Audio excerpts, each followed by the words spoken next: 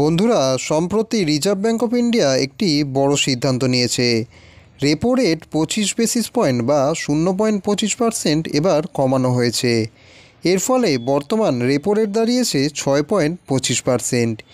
এই পরিবর্তনের প্রভাব সাধারণ মানুষের উপর কিভাবে পড়বে তা বিশেষ করে যারা ফিক্সড ডিপোজিট করে সুদ আয় করতে চান তাদের জন্য এই খবর খুবই গুরুত্বপূর্ণ। আজকের ভিডিওতে আমরা এই বিষয়েই বিশদ আলোচনা করতে চলেছি।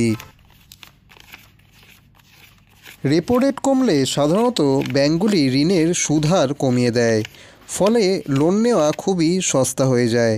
তবে এর পাশাপাশি ফিক্সড ডিপোজিটের সুদের হারও এখানে কমে যায়, যার ফলে সঞ্চয়কারীরা খুব কম লাভ পেতে পারেন।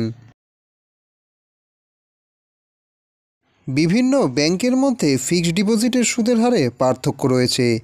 যেমন সেন্ট্রাল ব্যাঙ্ক অফ ইন্ডিয়া সর্বোচ্চ 7.5% সুদ দিচ্ছে, যেখানে স্টেট ব্যাঙ্ক অফ ইন্ডিয়া 7.25% সুদ দিচ্ছে।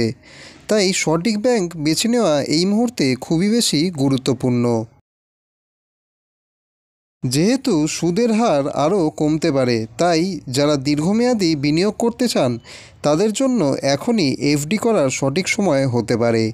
বিশেষ করে যারা উচ্চ সুদ হার পাচ্ছেন তারা দ্রুত সিদ্ধান্ত নিলে ভবিষ্যতে কম সুদের হার থেকে বাঁচতে পারবেন।